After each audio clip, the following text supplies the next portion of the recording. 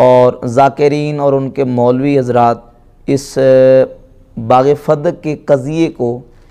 ایک افسانوی رنگ دے کر اپنی طرف سے بہت ساری باتیں جھوٹی اس میں ملا کر نبی کریم صلی اللہ علیہ وآلہ وسلم کے بالعموم تمام صحابہ اور بالخصوص سیدنا ابو بکر صدیق اور حضرت عمر فاروق رضی اللہ تعالیٰ عنہما پر بہت زیادہ تبرہ اور طعن و تشنیع کرتے ہیں۔ باغ فدق یہ ایک خیبر کے قریب یہودیوں کا گاؤں تھا، وہاں ایک باغ تھا۔ نبی کریم صلی اللہ علیہ وآلہ وسلم نے جب اس علاقے پر چڑھائی کی تو اہل علاقہ یہودیوں نے وہ باغ سرکار دو عالم صلی اللہ علیہ وسلم کی بارگاہ اقدس میں پیش کر دیا کہ ہم لڑنا نہیں چاہتے، ہتھیار انہوں نے ڈال دیے اور کہا کہ ہماری طرف سے یہ باغ قبول فرما لیں، ہم آپ کے ساتھ لڑنا نہیں چاہتے۔ تو مسلمانوں کو جو مال جنگ کیے بغیر حاصل ہو، سرکار دو عالم علیہ السلام کی بارگاہ میں وہ مال پیش کر دیا جائے، اس مال کو مال فے کہتے ہیں۔ سورۃ الحشر کی آیت نمبر 7 سے لے کر 10 نمبر آیت تک اللہ رب العزت نے اس باغ جو مال فے ہے اس کی تقسیم بیان فرمائی، اس کے مصارف بیان فرمائے کہ یہ مال فے کہاں تقسیم کیا جائے گا۔ سرکار دو عالم صلی اللہ علیہ وآلہ وسلم نے اپنی ظاہری حیات طیبہ میں اس مال کو اللہ رب العزت جل شانہ کے بتائے ہوئے مصارف میں نبی کریم علیہ السلام نے اس کو خرچ فرمایا۔ اور حضور صلی اللہ علیہ وسلم کے وصال اقدس کے بعد یہ مسئلہ پیش آیا کہ وہ مال فے جو ہے باغ فدق اس کا کیا کیا جائے۔ اس پر انشاءاللہ میں تفصیلاً گفتگو کروں گا۔ اس پر اہل سنت کا جو موقف ہے وہ یہی ہے کہ مال فے وہ اس کے مصارف ہیں، نبی کریم علیہ السلام نے اس کو تقسیم فرمایا، وہ اللہ کے لیے ہے، نبی کریم علیہ السلام کے لیے ہے اور حضور کے قریبیوں کے لیے، مسکینوں کے لیے، مسافروں کے لیے، اور سرکار دو عالم علیہ السلام نے قرآن مجید کے بتائے ہوئے مصارف کے مطابق اس کو استعمال کیا ہے۔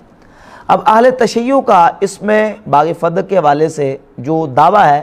وہ متضاد ان کے دو دعوے ہیں۔ کبھی تو اہل تشیع یہ دعویٰ کرتے ہیں کہ باغ فدق وہ اللہ کے نبی علیہ السلام نے سیدہ فاطمہ الزہرا رضی اللہ تعالی عنہا کو ہبہ کر دیا تھا، یعنی حضور علیہ السلام نے اپنی بیٹی کو وہ باغ ہبہ کر دیا تھا، ان کو گفٹ اور تحفے کے طور پر عطا کر دیا تھا۔ اور بعض اوقات وہ دعویٰ یہ کرتے ہیں کہ رسول اللہ صلی اللہ علیہ وآلہ وسلم نے باغ فدق ہبہ تو نہیں کیا، بلکہ باغ فدق چونکہ حضور علیہ السلام کی ملک میں تھا تو حضور کے وصال کے بعد وہ سیدہ فاطمہ رضی اللہ تعالیٰ عنہا کی وراثت میں آتا ہے، ان کا ترکہ بنتا ہے، تو وہ ان کو ملنا چاہیے تھا کیونکہ وہ نبی کریم علیہ السلام کی بیٹی ہیں اور حضور کی وراثت ان کو ملنی چاہیے تھی، تو باغ فدق وہ وراثت کے طور پہ سیدہ کا حق بنتا ہے۔ تو یہ دو متضاد دعوے ہیں۔ کیوں؟ اس لیے کہ ہبہ اور وراثت میں فرق ہے۔ ہبہ وہ حیات کا تقاضا کرتا ہے، یعنی ہبہ انسان اپنی زندگی میں کوئی چیز کسی کو گفٹ کر دے، کسی کو تحفہ دے دے اور وہ اس پہ قبضہ کر لے تو قبضے سے ہبہ تام ہو جاتا ہے۔ ہبہ حیات کا تقاضا کرتا ہے اور وراثت موت کا تقاضا کرتی ہے۔ تو یہ دونوں ہبہ اور وراثت یہ متضاد چیزیں ہیں، یہ نہیں کہ ایک چیز ایک ہی وقت میں ہبہ بھی ہو اور ایک ہی وقت میں وہ کیا وراثت بھی ہو، یا وراثت ہوگی یا کیا ہوگا ہبہ ہوگا۔ اگر تو اللہ کے نبی علیہ السلام نے سیدہ فاطمہ کو ظاہری حیات طیبہ میں وہ بطور ہبہ عطا کر دیا تھا اور سیدہ نے اس پہ قبضہ کر لیا تھا تو پھر وراثت کا کوئی جواز نہیں بنتا، اور اگر وراثت کا مطالبہ کیا گیا ہے تو پھر ہبہ کا دعویٰ درست نہیں ہے، لہذا ایک اس میں سے ہوگا۔ باقی رہا کہ ہبہ کا دعویٰ جو اہل تشیع کے ہاں وہ روایات پیش کرتے ہیں، تو اس پر دو ٹوک اہل سنت و جماعت کا موقف میں انشاءاللہ پیش کروں گا۔ کچھ روایات اہل سنت و جماعت کی کتابوں سے اہل تشیع پیش کرتے ہیں کہ نبی کریم صلی اللہ علیہ وآلہ وسلم نے سیدہ فاطمہ الزہرا رضی اللہ تعالی عنہ کو بلایا اس وقت جب اللہ رب العزت نے سورہ بنی اسرائیل کی آیت نمبر 26 نازل فرمائی، وَآتِ ذَا الْقُرْبَى حَقَّهُ وَالْمِسْكِينَ وَابْنَ السَّبِيلِ، کہ اے پیغمبر صلی اللہ علیہ وسلم اپنے قریبیوں کو اور مسکینوں کو اور مسافروں کو ان کا حق دیجئے۔ تو جب اللہ تعالیٰ نے یہ آیت نازل فرمائی تو بی بی پاک رضی اللہ تعالیٰ عنہ امام حسن اور حسین کو حضور علیہ السلام کی بارگاہ اقدس میں لے کے آئیں، تو سرکار دو عالم علیہ السلام نے ان کو فدق جو ہے وہ حضور نے ان کو ہبہ فرما دیا۔ یہ ایک روایت مختلف اہل سنت کی کتابوں میں موجود ہے، پیش کرتے ہیں۔ حالانکہ روایت و درایت دونوں اعتبار سے یہ بات قابل تسلیم نہیں ہے۔ درایتاً اس طرح قابل تسلیم نہیں ہے کہ سورہ بنی اسرائیل کی یہ آیت طیبہ مکہ شریف میں نازل ہوئی۔ کہاں نازل ہوئی ہے؟ مکہ شریف میں، جبکہ امام حسنین کریمین رضی اللہ تعالیٰ عنہما کی ولادت مدینہ شریف ہوئی۔ تو جو مدینہ شریف آ کے جن کی ولادت ہو رہی ہے حسنین کریمین کی، ان کا مکہ میں سیدہ بی بی فاطمہ کے ساتھ حضور علیہ السلام کی بارگاہ میں حاضر ہونا، یہ تو عقل بھی تسلیم نہیں کرتی، درایتاً یہ بات درست نہیں ہے۔ اور پھر فدق کا جو معاملہ ہے یا فدق حضور علیہ السلام کی بارگاہ میں جو خیبر کے یہودیوں نے پیش کیا ہے وہ مدینہ شریف کا واقعہ ہے، مکہ کا واقعہ نہیں ہے، جبکہ یہ آیت مکہ شریف میں نازل ہوئی۔ اور اس کے علاوہ روایت اگر سند کے اعتبار سے دیکھی جائے تو اس کی سند میں ایک راوی ہے فضیل بن مرزوق۔ امام ذہبی نے اپنی کتاب میزان الاعتدال فی نقد الرجال کی جلد 5 صفحہ 164 اور 65 پر اسی روایت کا ذکر کر کے صفحہ 165 پر لکھتے ہیں قلت ھذا باطل، فرماتے ہیں میں کہتا ہوں کہ یہ روایت باطل ہے۔ یہ روایت کیا ہے؟ باطل ہے۔ ولو کان واقع ذالک لما جات فاطمہ رضی اللہ عنہا تطلب شیئا ہوا فی حوضہا و ملکہا، جب سیدہ فاطمہ کی وہ ملک میں تھا تو سیدہ فاطمہ رضی اللہ تعالیٰ عنہ وراثت کا مطالبہ کرنے کیوں آئیں؟ وراثت کا مطالبہ کرنے اس بات کی دلیل ہے کہ ہبہ والی روایت درست نہیں ہے۔ وہ روایت امام ذہبی لکھتے ہیں ھذا باطل، یہ کیا ہے؟ باطل ہے، درست نہیں ہے۔ اور اس کے علاوہ اس روایت میں ایک راوی ہے عطیہ اوفی کوفی، یہ کلبی کا شاگرد ہے اور کلبی ضعیف راوی ہے۔ اور یہ عطیہ اوفی جو کوفی ہے یہ اپنے استاذ کلبی کا جب روایت میں ذکر کرتا ہے تو ابو سعید کی کنیت بیان کرتا ہے۔ عطیہ اوفی اپنے استاذ محمد بن صائب کلبی جو ہے اس کا جب ذکر کرتا ہے تو اس کی کنیت ذکر کرتا ہے، نام ذکر نہیں کرتا، مغالطہ دیتا ہے کہ گویا کہ وہ حضرت ابو سعید خدری رضی اللہ تعالیٰ سے یہ روایت کر رہا ہے، حالانکہ وہ سیدنا ابو سعید خدری سے روایت نہیں کر رہا بلکہ اپنے استاد کلبی سے روایت کرتا ہے جس کی کنیت کیا ہے؟ ابو سعید۔ اور اس بات کو علامہ مامکانی اہل تشیع کے بہت بڑے اسماء و رجال کے عالم ہیں، انہوں نے اپنی کتاب تنقیح المقال جلد 2 صفحہ نمبر 253 پر اس بات کو بیان کیا ہے۔ اور علامہ ذہبی نے جلد 5 صفحہ 100 اور 101 پر اس کو ذکر کیا عطیہ کوفی کے حوالے سے کہ یہ کیا ہے؟ ضعیف راوی ہے۔ امام بخاری کی کتاب ہے کتاب الضعفاء، اس کے صفحہ 303 پہ محمد ابن صائب الکلبی کے بارے میں لکھا ہے کہ یہ ضعیف راوی ہے۔ یہ ہمارے پاس کتاب ہے امام بدر الدین عینی کی عمدۃ القاری شرح صحیح بخاری جلد نمبر 15 صفحہ 28 پر اسی روایت کے حوالے سے امام عینی لکھتے ہیں قلت، کہتے ہیں میں کہتا ہوں ھذا لا اصل لہ ولا یثبت بہ روایۃ، کہتے ہیں اس روایت کی کوئی اصل نہیں ہے اور یہ روایت قطعاً ثابت نہیں ہے۔ تو اہل سنت کے معتبر محدثین نے اس روایت کو باطل قرار دیا کہ یہ روایت درست نہیں۔ ہبہ کی روایت بالکل کیا ہے؟ جو ہے نا وہ درست نہیں ہے، کم از کم اس کا درجہ شدید ضعف کا ہے، یہ روایت قابل تسلیم نہیں ہے۔ اب اہل تشیع کے بیان کے مطابق وہ کہتے ہیں یہ باغ فدق کا رقبہ اور ایریا اتنا زیادہ تھا، ان کی کتابیں اٹھا کے دیکھ لیں، وہ اتنا زیادہ اس کا رقبہ بیان کرتے ہیں کہ یقین جانے وہ لگتا ہے کہ پتہ نہیں کتنی بڑی وہ جاگیر تھی، اور وہ جاگیر رسول اللہ صلی اللہ علیہ وسلم نے اپنی بیٹی سیدہ فاطمہ کو ہبہ کر دی۔ اب دیکھیں کہ نبی کریم علیہ السلام نے اور تمام انبیاء علیہم الصلوات و تسلیمات زاہد ہوتے ہیں، دنیا سے بے رغبت ہوتے ہیں، اور سرکار دو عالم علیہ السلام کے زہد کا یہ مقام ہے کہ اللہ کے نبی علیہ السلام نے اپنی ذات کے لیے اور اپنی اہل بیت اطہار رضوان اللہ تعالی علیہم اجمعین کے لیے زہد کو قبول فرمایا۔ اس میں ایک سند صحیح کے ساتھ یہ روایت ہے مسند امام احمد ابن حنبل میں، مسند احمد ابن حنبل کی جلد نمبر 1 صفحہ نمبر 493، حدیث کا نمبر ہے 2719۔ حضرت عبداللہ ابن عباس فرماتے ہیں ان النبی صلی اللہ علیہ وسلم التفت الی احد، حضور نے ایک دن جبل احد کی طرف التفات فرمایا، توجہ فرمائی حضور نے، اور فرمایا والذی نفس محمد بیدہ، اس ذات کی قسم جس کے دست قدرت میں محمد کی جان ہے صلی اللہ علیہ وسلم، ما یسرنی ان احدا یحول لآل محمد ذہبا، فرمایا کہ مجھے یہ بات پسند نہیں کہ فرمایا کہ یہ جبل احد کو اہل بیت کے لیے سونا بنا دیا جائے، انفقہ فی سبیل اللہ، فرمایا کہ میں اس کو پسند کرتا ہوں، یہ مجھے پسند ہے کہ میں اس کو اللہ کی راہ میں خیرات کر دوں، اللہ کی راہ میں خرچ کر دوں۔ یعنی جبل احد اگر یہ پہاڑ پتھر کا سونا بن جائے میری اہل بیت کے لیے، تو مجھے پسند یہ ہے کہ میں اس پہاڑ، سونے کے پہاڑ کو اللہ کی راہ میں خیرات کر دوں، صدقہ کر دوں۔ اور حتیٰ کہ میرے پاس 2 دینار بچیں، الا دینارین، ان 2 دیناروں میں سے ایک اگر مجھ پر قرضہ ہو تو میں اس کا قرضہ دوں۔ عبداللہ بن عباس کہتے ہیں فماتا وما ترک دینارا ولا درہما ولا عبدا ولا ولیدتا، جب اللہ کے رسول علیہ السلام کا وصال اقدس ہوا تو نبی کریم علیہ السلام نے اپنے ترکے میں درم و دینار، کوئی غلام، کسی چیز کو سرکار دو عالم علیہ السلام نے وراثت کے طور پر نہیں چھوڑا۔ وَتَرَكَ دِرْعَهُ مَرْهُونَةً عِنْدَ يَهُودِيٍ عَلَى 30 صَاعٍ مِّن شَعِيرٍ، نبی کریم علیہ السلام نے ایک یہودی سے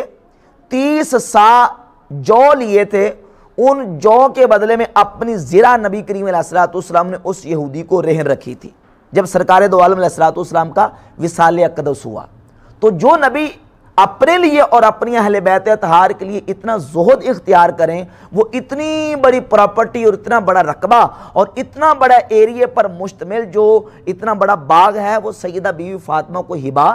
نہیں فرما سکتے۔ درایتاً بھی یہ بات سمجھ آتی ہے، اور وہ واقعہ سنی شیعہ دونوں کتابوں میں موجود ہے کہ جب مولا علی پاک رضی اللہ تعالیٰ عنہ نے سیدہ کائنات رضی اللہ تعالیٰ عنہ کو کہا کہ جائیں سرکار دو عالم علیہ السلام کی بارگاہ اقدس میں کچھ لونڈیاں اور غلام آئے ہیں، تو آپ چکیس پیس کے آپ کے ہاتھوں پہ چھالے پڑ چکے ہیں، حضور کی بارگاہ اقدس میں جا کے عرض کریں سرکار آپ کو کوئی لونڈی عطا کر دیں۔ تو حضور کی بارگاہ اقدس میں سیدہ آتی ہیں تو نبی کریم علیہ السلام نے ان کو لونڈی نہیں دی، بلکہ حضور نے ان کو تسبیح عطا فرمائی کہ یہ تسبیح پڑھ لیا کرے، اللہ آپ کی تھکاوٹ کو دور فرما دے گا، جس کو تسبیح فاطمہ کہتے ہیں۔ تو حضور نے اپنی اہل بیت کے لیے زہد کو اختیار فرمایا۔ تو جو نبی اتنا زہد اور اتنا فقر اپنی امت کے لیے اختیار فرماتے ہیں، تو نبی کریم علیہ السلام اتنا بڑا ایریے پر مشتمل جو باغ ہے اتنے رقبے والا، وہ سیدہ کو ہبہ نہیں کر سکتے۔ یہ درایت میں بات درست نہیں ہے، روایت اور درایت دونوں اعتبار سے ہبہ کی روایات جو ہیں وہ درست، اہل سنت کے ہاں درست نہیں ہے۔ رہا مسئلہ ہبہ کے بعد وراثت کا، ہاں تو ہم اس بات پر ایگری ہیں، متفق ہیں کہ سیدہ کائنات رضی اللہ تعالیٰ عنہ نے وراثت کا مطالبہ کیا ہے، وراثت کا مطالبہ کیا ہے۔ سنی شیعہ دونوں کی کتابوں میں یہ روایات موجود ہیں، انشاءاللہ اس پر میں تفصیلاً گفتگو کروں گا۔ سب سے پہلے اہل تشیع وراثت کے حوالے سے قرآن مجید میں موجود عمومی جو آیات ہیں وراثت کے متعلقہ، ان کو اپنی دلیل بنا کے پیش کرتے ہیں۔ توجہ سے سنیں، ان کو دلیل بنا کے پیش کرتے ہیں کہ دیکھیں قرآن مجید میں جہاں وراثت کے متعلق حکم آیا ہے تو وہ عمومی حکم ہے۔ مثال کے طور پر اللہ رب العزت نے سورۃ النساء کی آیت نمبر 11 میں ارشاد فرمایا یوصیکم اللہ فی اولادکم للذکر مثل حظ الانثیین، اللہ تمہیں حکم دیتا ہے تمہاری اولاد کے بارے میں کہ مرد کو عورت کے مقابلے میں دگنا، عورت کے مقابلے میں دگنا حصہ مرد کو دیا جائے، اللہ تمہیں حکم دیتا ہے۔ یہ وراثت کی آیت ہے۔ وَلِلنِّسَاءِ نَصِيبٌ مِّمَّا تَرَكَ الْوَالِدَانِ وَالْأَقْرَبُونَ، سورۃ النساء کی آیت نمبر 7 میں حکم ہے کہ عورتوں کے لیے حصہ ہے جو والدین اور قریبی چھوڑ جائیں، وہ عورتوں کے لیے ان کے لیے حصہ ہے۔ وَلِكُلٍّ جَعَلْنَا مَوَالِيَ مِمَّا تَرَكَ الْوَالِدَانِ وَالْأَقْرَبُونَ، سورۃ النساء کی آیت نمبر 33 ہے، اس میں بھی حکم ہے کہ ہر ایک کے لیے، ہر وارث کے لیے جو اس کے والدین اور قریبی چھوڑ جائیں ایک ہی حصہ ہے۔ تو قرآن مجید کی یہ عمومی آیات جو ہیں وراثت کے متعلقہ، ان سے یہ ثابت ہوتا ہے کہ جس طرح جو مورث چھوڑ جاتے ہیں اپنا ترکہ تو باقی لوگ وارث بنتے ہیں، اسی طرح انبیاء علیہم الصلوات و تسلیمات کی ذوات گرامی قدر کے جو وارثین ہیں وہ بھی ان کے ترکے کے وارث بنیں گے، کہتے ہیں عمومی دلائل سے ثابت ہے۔ تو یہ بات یاد رکھیں کہ اس کے متعدد جوابات ہیں۔ ایک جواب تو یہ کہ ان آیات میں جو اللہ رب العزت نے حکم دیا ہے اس کا مخاطب کون ہے؟ یوصیکم اللہ فی اولادکم، کم ضمیر خطاب ہے، یہ خطاب کن کو ہے؟ ان کے مخاطب جو ہیں وہ مجمل ہے۔ مخاطب کون ہے؟ مخاطب مجمل ہے، اور اس اجمال کی وضاحت اور اس اجمال اور ابہام کو واضح کرنے کے لیے ہم احادیث کی طرف جب رجوع کرتے ہیں تو اہل سنت اور اہل تشیع کی جو معتبر کتابیں ہیں، بخاری شریف سے لے کر اہل تشیع کی اصول کافی اٹھائیں، امام جعفر صادق رضی اللہ تعالیٰ سے جو مروی اصول کافی کی پہلی جلد کے صفحہ 17 اور 18 پر روایت ہیں، ان روایات سے اس کا مخاطب جو ہے وہ متعین ہوتا ہے کہ مخاطب اس کا نبی کریم علیہ السلام نہیں ہے، بلکہ اس کا مخاطب نبی کریم علیہ السلام کی امت ہے، ڈائریکٹ حضور کے صحابہ ہیں۔ اس پہ انشاءاللہ میں مثالیں بھی قرآن کریم سے دوں گا کہ بہت سارے ایسے احکامات ہیں جن کے مخاطب نبی کریم علیہ السلام کی ذات گرامی قدر نہیں بلکہ حضور کے صحابہ ہیں۔ مثال کے طور پر اللہ رب العزت نے قرآن مجید میں حکم دیا فَانْكِحُوا مَا طَابَ لَكُم مِّنَ النِّسَاءِ مَثْنَىٰ وَثُلَاثَ وَرُبَاعَ، بس تم نکاح کرو جو عورتیں تمہیں پسند ہیں، 2 3 اور 4 2 اور 3 اور 4۔ اب فَانْكِحُوا میں جو حکم ہے اس کے مخاطب کون ہے؟ اس کا مخاطب نبی کریم علیہ السلام کی ذات نہیں، کیونکہ حضور علیہ السلام کے لیے یہ قید نہیں ہے کہ سرکار صرف 4 شادیاں کریں، بلکہ اس کے مخاطب کون ہے؟ نبی کریم علیہ السلام کی امت مخاطب ہے۔ تو جس طرح اس آیت میں حضور مراد نہیں ہے یا حضور صلی اللہ علیہ وسلم مخاطب نہیں ہے بلکہ صحابہ مخاطب ہیں، تو جو وراثت کی عمومی آیات ہیں ان آیات میں بھی نبی کریم علیہ السلام کی امت مخاطب ہے، نبی کریم علیہ السلام مخاطب نہیں ہے۔ اور پھر اس کے علاوہ ان آیات میں اہل سنت اور شیعہ دونوں قائل ہیں کہ یہ جو عمومی آیات ہیں ان میں تخصیص موجود ہیں۔ ایک وہ عموم ہوتا ہے کہ لم یخص عنہ البعض، یہ ایک علمی اصطلاح اصول فقہ کے حوالے سے، ایک وہ عام ہے کہ لم یخص عنہ البعض جس میں سے بعض کو خاص نہیں کیا گیا، اور ایک وہ عام ہوتا ہے کہ خص عنہ البعض جس میں سے بعض چیزوں کو خاص کر لیا گیا ہے۔ اگر ان آیات وراثت کو اپنے عموم پر رکھا جائے تو اس کا مطلب یہ ہے کہ جو بھی مرنے والے کا وارث موجود ہوگا اس کی اولاد میں سے، اس کے قریبیوں میں سے، اس کو ترکہ ملے گا۔ اگر یہ اس کو اپنے عموم پہ رکھیں تو سنی شیعہ دونوں کے نظریے کے مطابق یہ بات درست نہیں ہے۔ سنی بھی قائل ہیں، شیعہ بھی قائل ہیں کہ اس عموم میں سے بعض جو وارث ہیں وہ خاص ہیں۔ مثال کے طور پر فروع کافی میں موجود ہے لا میراث للقاتل، اگر کوئی وارث اپنے مورث کو قتل کر دیتا ہے تو وہ قاتل اپنے مورث کا ترکہ نہیں پائے گا، وراثت نہیں ملے گی، جبکہ قرآن میں حکم عام ہے۔ اسی طرح کافی میں موجود ہے لا یرث الکافر المسلم، کافر مسلمان کا وارث نہیں بنے گا۔ اور اس کے علاوہ دیگر دلائل جو ہیں اس بات پر شاہد ہیں کہ یہ وہ عام ہے خص عنہ البعض کہ جس عام میں سے بعض افراد کو خاص کر لیا گیا ہے۔ جب عام میں سے بعض افراد کو خاص کر لیا جائے تو مزید اس میں تخصیص کرنے کے لیے اب خبر متواتر ہونا ضروری نہیں ہے، بلکہ اصول کی روشنی میں شیعہ سنی اصولوں کے مطابق اگر خبر واحد بھی آ جائے تو پھر بھی ایسے عام سے بعض افراد کو خاص کیا جا سکتا ہے، بعض افراد کو خاص کیا جا سکتا ہے۔ جبکہ انبیاء علیہم الصلوات و تسلیمات کی ذوات گرامی قدر کے اپنا وارث نہ بنانے پر احادیث تواتر کے ساتھ موجود ہیں جو کہ نبی کریم صلی اللہ علیہ وآلہ وسلم کے درجن کے قریب اصحاب نے ان کو روایت کیا ہے۔ مثال کے طور پر سیدنا ابو بکر صدیق رضی اللہ تعالیٰ عنہ، حضرت عمر فاروق، حضرت عثمان غنی، حضرت مولا علی، سیدنا سعد بن ابی وقاص، حضرت عبد الرحمن بن عوف، حضرت طلحہ، حضرت زبیر، حضرت معاذ بن جبل، حضرت ابو ہریرہ، سیدتنا عائشہ صدیقہ رضی اللہ تعالی عنہم، یہ تمام صحابہ سے یہ احادیث مروی ہیں کہ انبیاء علیہم الصلوات و تسلیمات اپنے ترکے میں مال چھوڑ کے درم و دینار نہیں چھوڑتے، ان کی وراثت تقسیم نہیں ہوتی، جو کچھ وہ چھوڑ کے جاتے ہیں وہ کیا ہوتا ہے؟ صدقہ ہوتا ہے۔ انبیاء اپنی وراثت میں علم چھوڑ کے جاتے ہیں۔ تو تواتر کے ساتھ متواتر حدیث موجود ہے، اور متواتر سے تو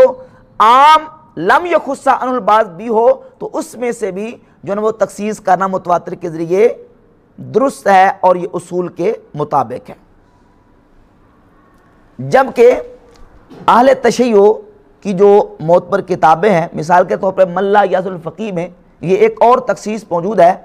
کہ ما وارث رسول اللہ صلی اللہ علیہ وسلم العباس ولا علی، کہ نبی کریم علیہ السلام کے وارث نہ تو حضرت عباس بنے نہ ہی حضرت علی بنے، بلکہ حضور کے وارث صرف اور صرف سیدہ فاطمہ الزہرا رضی اللہ تعالیٰ عنہ بنی۔ جبکہ قرآن مجید کی آیات بینات کی روشنی میں جب انسان دنیا سے پردہ کر جاتا ہے تو اس کے پردہ کرنے کے بعد اس کی بیویاں بھی وارث ہوتی ہیں، اور اگر صرف بیٹی ہے تو بیٹی کے ساتھ اس کے جو باقی اسباط ہیں ان اسباط کو بھی حصہ ملتا ہے۔ تو اس اصول کے مطابق نبی کریم علیہ السلام کے وصال کے بعد حضور کے جو وارث بنتے ہیں وہ 3 قسم کے لوگ ہیں۔ سرکار کی بیٹی ہیں، قرآن مجید کی روشنی میں ان کو کل جائیداد سے آدھا حصہ ملنا چاہیے تھا۔ نبی کریم علیہ السلام کی ازواج طیبات ہیں، سورہ نساء میں ہے کہ وَلَهُنَّ الرُّبُعُ مِمَّا تَرَكْتُمْ إِن لَّمْ يَكُن لَّكُمْ وَلَدٌ، بیویوں کو چوتھا حصہ ملتا ہے۔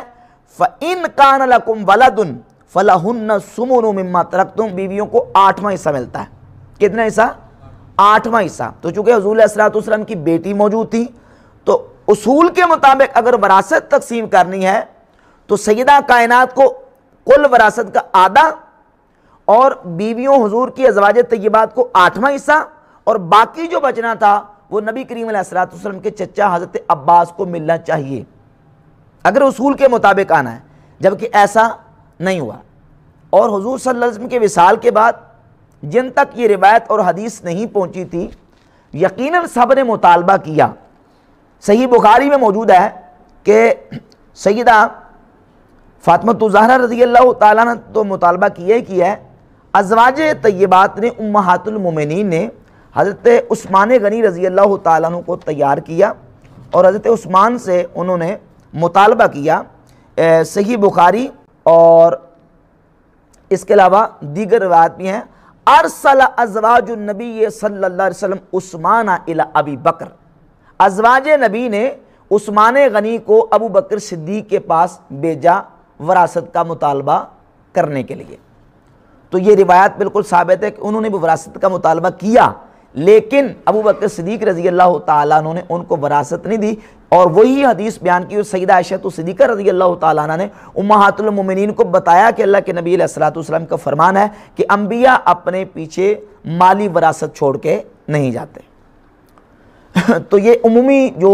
دلائل پیش کرتے ہیں ان کے جوابات، اور پھر آگے انبیاء علیہم الصلوات و تسلیمات کی وراثت کے حوالے سے قرآن کریم سے خصوصاً 2 مقامات سے خصوصی دلائل اہل تشیع پیش کرتے ہیں۔ ان میں سے ایک آیت ہے سورۃ النمل کی آیت نمبر 16، وَوَارِثَ سُلَيْمَانُ دَاوُودَ، سلیمان علیہ السلام حضرت داؤد علیہ السلام کے وارث بنے۔ کہتے ہیں، آپ کہتے ہیں انبیاء کی وراثت نہیں ہوتی، قرآن کہتا ہے کہ حضرت سلیمان علیہ السلام داؤد علیہ السلام کے وارث بنے۔ تو یہاں جواب سمجھیں، انشاءاللہ بڑی آسان طریقے سے سمجھاؤں گا کہ وراثت کی 2 قسمیں ہیں، وراثت مالی اور وراثت علمی۔ ہمارا یہ موقف ہے کہ انبیاء علیہم الصلوات و تسلیمات اپنے بعد وراثت علمی چھوڑ کے جاتے ہیں، اور ان کی امت ان کی علمی وارث بنتی ہے۔ انبیاء علیہم الصلوات و تسلیمات کا ترکہ تقسیم نہیں ہوتا، اور وراثت مالی نبی کی نہیں ہوتی، وراثت مالی نہیں ہوتی۔ اب سوال یہ ہے کہ اس آیت میں جس وراثت کا ذکر ہے وہ وراثت مالی ہے یا وراثت علمی ہے؟ تو اہل تشیع کے پاس اس آیت میں وراثت مالی ہونے پر کوئی دلیل موجود نہیں ہے، جبکہ دلائل اس پر موجود ہیں کہ یہ وراثت مالی نہیں تھی، یہ وراثت علمی تھی۔ اسی آیت کا اگلا حصہ بیان کرتا ہے کہ فرمایا یا ایھا الناس علمنا منطق الطیر، سلیمان علیہ السلام نے کہا اے لوگوں علمنا منطق الطیر، ہمیں پرندوں کی بولیاں سکھائی گئی ہیں، پرندوں کی بولیوں کا علم دیا گیا ہے، تو ساتھ ہی متصل وراثت کے علم کا ذکر کرنا اس بات کا بین ثبوت ہے کہ یہاں وراثت مالی مقصود اور مراد نہیں ہے بلکہ وراثت علمی مراد ہے۔ ایک تو یہ، اور اس کے ساتھ دوسری دلیل یہ، دوسرا قرینہ یہ ہے کہ حضرت سیدنا داؤد علیہ السلام کے اب جب کتب تفاسیر اٹھا کے دیکھتے ہیں تو شیعہ سنی دونوں کی کتب تفاسیر میں لکھا ہے کہ سیدنا داؤد علیہ السلام کا صرف ایک بیٹا نہیں تھا، بلکہ شیعہ سنی کتابوں میں لکھا ہے کہ ان کے 19 بیٹے تھے۔ کتنے بیٹے تھے؟ اور بعد تو 100 تک لکھا کہ 100 تک بیٹے تھے ان کے۔ تو ظاہر ہے کہ جب وراثت تقسیم ہوتی ہے تو پھر یہ نہیں ہوتا کہ صرف ایک بیٹے کو وراثت دی جاتی ہے، بلکہ وراثت اگر مالی تقسیم ہوتی تو وہ 19 بیٹوں کو وراثت ملنی چاہیے تھی، جبکہ ایسا قرآن نے ذکر نہیں کیا، بلکہ فرمایا ووارث سلیمان داؤدا، صرف سلیمان علیہ السلام حضرت داؤد کے وارث بنے۔ معلوم ہوا کہ وہ وراثت مالی نہیں ہے بلکہ وراثت نبوت اور وراثت علمی ہے، وراثت نبوت اور وراثت علمی ہے۔ اچھا پھر اگر یہ کہیں کہ وراثت مالی تھی تو یہ بات درایتاً بھی درست نہیں ہے، اس لیے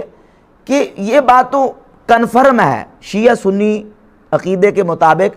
کہ بیٹے اپنے باپ کے وارث بنتے ہیں۔ جب ساری دنیا کے بیٹے اپنے والدین کے، اپنے باپ کے وارث بنتے ہیں تو قرآن نے سلیمان علیہ السلام کا تخصیص کے ساتھ ذکر کیوں کیا؟ سمجھ آ رہی بات؟ تو قرآن کا تخصیص کے ساتھ سلیمان علیہ السلام کا ذکر کرنا، جب یہ بات کنفرم ہے کہ بیٹا اپنے باپ کا وارث بنتا ہے، ہر بیٹا اپنے باپ کا وارث بنتا ہے، تو پھر سلیمان علیہ السلام کا خصوصیت کے ساتھ ذکر کیوں کیا گیا؟ خصوصیت کے ساتھ ذکر کرنے اس بات کی دلیل ہے کہ جو سلیمان علیہ السلام وارث بنے جس چیز کے، وہ عام وراثت نہیں ہے بلکہ وہ وراثت خاصہ ہے، اور وہ وراثت علمی اور نبوت کی وراثت ہے، وہ مالی وراثت نہیں۔ جب کوئی بادشاہ اپنے تخت سلطنت پہ بیٹھتا ہے تو اس کے پاس 2 طرح کا مال ہوتا ہے، ایک مملوکہ خاص ہوتا ہے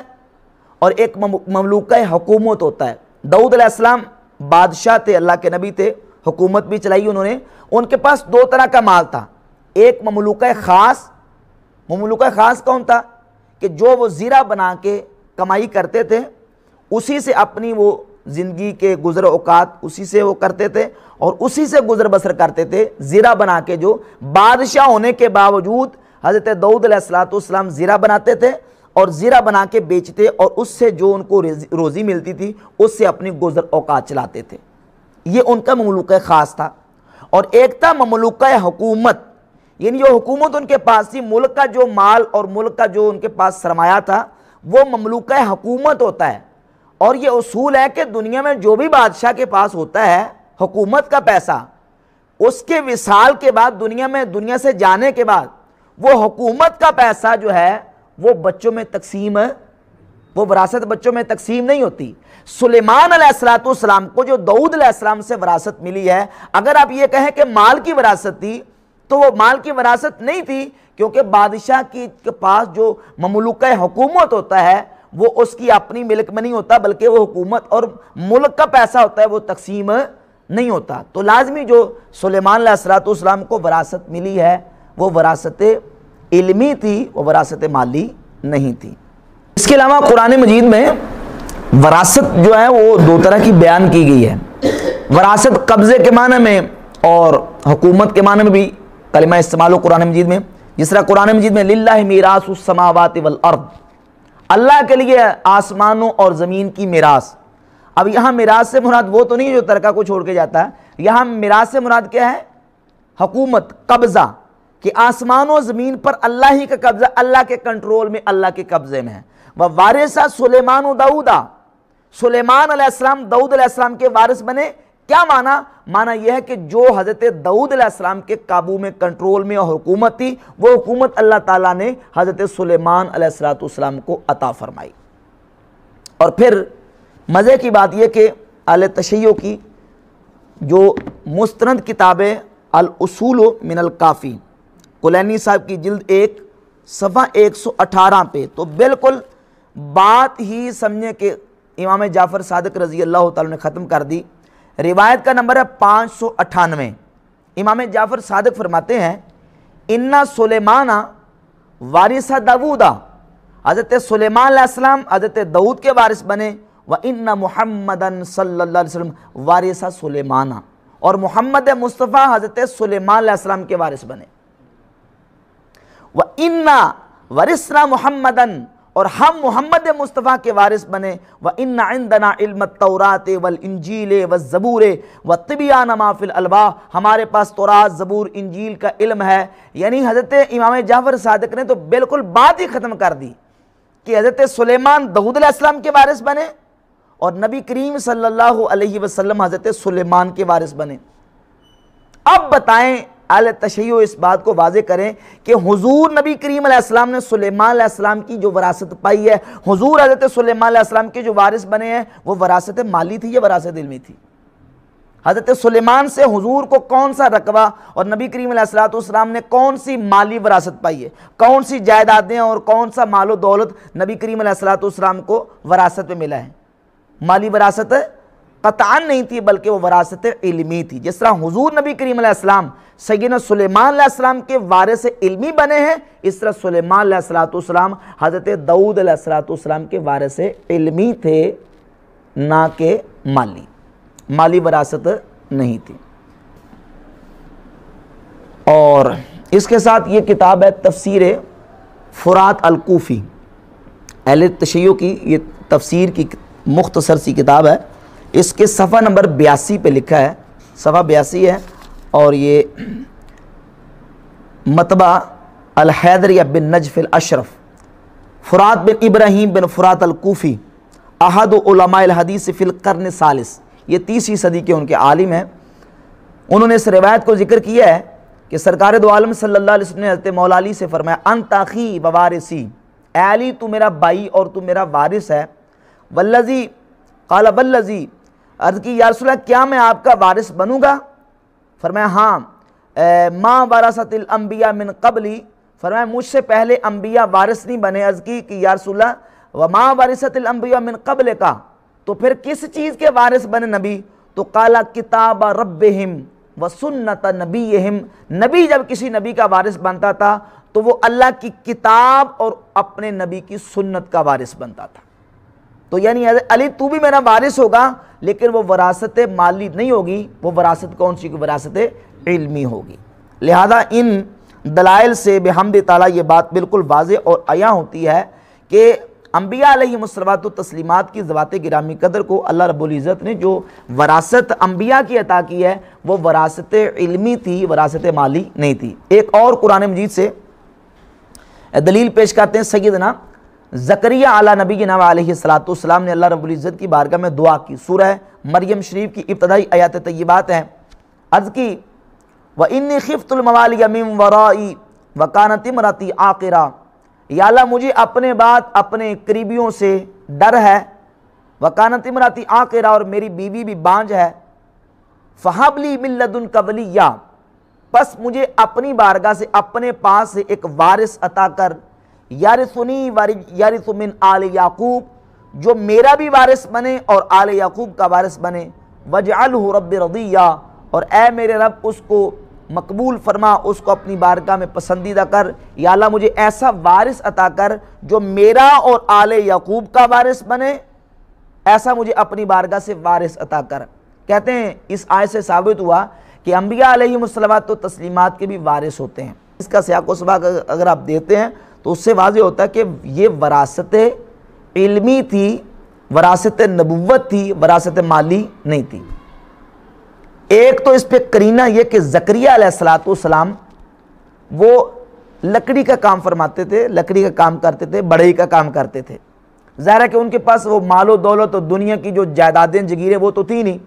بلکہ انہوں نے اپنی زندگی کو زہد کے طریقے پر گزارا اور ایک لکڑیوں کے کام میں اپنی زندگی کو گزار کے سیدنا زکریا علیہ السلام نے گزر و اوقات فرمائی، بڑی کا کام کرتے تھے۔ اور پھر نبی کی شان اور نبی کا مقام آپ دیکھیں، اگر کوئی بندہ اس سے مطلب یہ نکالے کہ حضرت زکریا علیہ السلام کو بڑھاپے میں یہ ڈر تھا کہ کہیں میرا مال ضائع نہ ہو جائے، تو اللہ کی بارگاہ میں دعا کر رہے ہیں کہ یا اللہ مجھے کوئی ایسا بیٹا عطا کر دے تاکہ میرے مال کہیں میرے قریبی جو ہے نا وہ میرے بعد ضائع نہ کر دیں، خراب نہ کر دیں، تاکہ وہ میرا مال میرے دنیا میں وصال کرنے کے بعد جو ہے وہ میرا بیٹا میرا مال سنبھال لے۔ تو کیا کسی نبی سے یہ متصور ہو سکتا ہے کہ اس کو اپنے بڑھاپے میں اور اپنی آخری عمر میں یہ فکر نعوذ باللہ لاحق ہو جائے کہ کہیں اس کا مال نہ گم ہو جائے؟ اللہ کے نبی کے زہد کا اور اللہ کی بارگاہ کی رغبت کا یہ بالکل تقاضا نہیں ہے کہ اللہ کے نبی کی ایسی سوچ ہو۔ اور پھر زکریا علیہ السلام اللہ کے زاہد نبی تھے، وہ اس طرح کی بات کیسے سوچ سکتے ہیں؟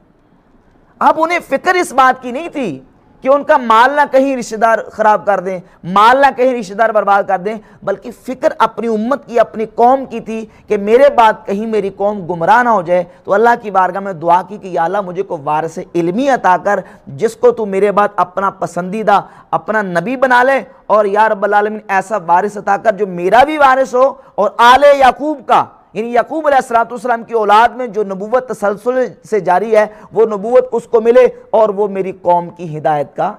سبب بن جائے اور ذریعہ بن جائے۔ یہ معنی بہتر ہے کہ یا یہ بہتر ہے کہ نبی کو اپنی آخری عمر میں یہ فکر لاحق کی تھی کہیں میری امت جو ہے وہ میرے رشتہ دار کہیں میرے مال کو ضائع نہ کر دیں، اور یا اللہ جلدی جلدی مجھے ایسا کوئی بیٹا عطا کر دے جو میرا مال سنبھال لے۔ بات سمجھ آ رہی ہے؟ تو یہاں وراثت علمی مراد ہے، وراثت مالی نہیں ہے۔ نبی اللہ کے جو ہیں وہ اس طرح کی سوچ نہیں رکھتے۔ اچھا، پھر اللہ تعالیٰ نے زکریا علیہ السلام کو بیٹا عطا کیا۔ اللہ رب العزت نے فرمایا یا یحییٰ خذ الکتاب بقوہ۔ اب جب وارث مل گیا تو وارث کو اللہ نے حکم دیا اے یحییٰ کتاب کو مضبوطی سے تھام لے۔ یہ نہیں کہا کہ وارث آ گیا یا یحییٰ خذ المال بقوہ، کیا یحییٰ مال کو مضبوطی سے پکڑ لے، اب ہاتھ سے نہیں جانے دینا کیونکہ مال کا تو ڈر تھا، نہیں، فرمایا یا یحییٰ خذ الکتاب بقوہ، اے یحییٰ اس کتاب کو مضبوطی سے پکڑ لے، وآتیناہ الحکم صبیہ، اور ہم نے ان کو بچپن میں نبوت عطا فرمائی۔ حضرت مولانا کائنات علی مرتضیٰ شیر خدا کرم اللہ تعالیٰ وجہ الکریم سے من لا یحذر الفقیہ جلد 2 صفحہ 346 پر یہ روایت ہے، آپ اپنے بیٹے کو وصیت فرماتے ہیں کہ فقہ سیکھو، دین کی فقہ سیکھو، فَإِنَّ الْفُقَهَا وَرَثَةُ الْأَنْبِيَاءِ، کیونکہ فقہا انبیاء کے وارث ہوتے ہیں۔ ان الانبیاء لم یورثوا دینارا ولا درہما، نبی اپنی وراثت میں درم و دینار نہیں چھوڑتے، ولکنہم ورثوا العلم، بلکہ وہ اپنی وراثت میں علم چھوڑ کے جاتے ہیں۔ فمن اخذہ اخذ بحظ وافر، جس نے علم وافر پا لیا اس نے نبیوں کی میراث وافر طریقے سے پا لی ہے۔ تو قرآن کریم میں وراثت جو ہے یہ صرف وراثت مالی کے معنی میں استعمال ہی ہوئی، اس حدیث اور دیگر جو میں نے شواہد پیش کی ان کی روشنی میں، اور ابھی جو 2 آیتیں میں قرآن کریم کی تلاوت کروں گا ان سے یہ بات بالکل واضح ہو جائے گی۔ مثال کے طور پہ سورۃ الفاطر کی آیت نمبر 32 ہے، ارشاد فرمایا ثم اورثنا الکتاب الذین اصطفینا من عبادنا، پھر ہم نے وارث بنا دیا اپنے بندوں میں سے جن کو چن لیا کتاب کا۔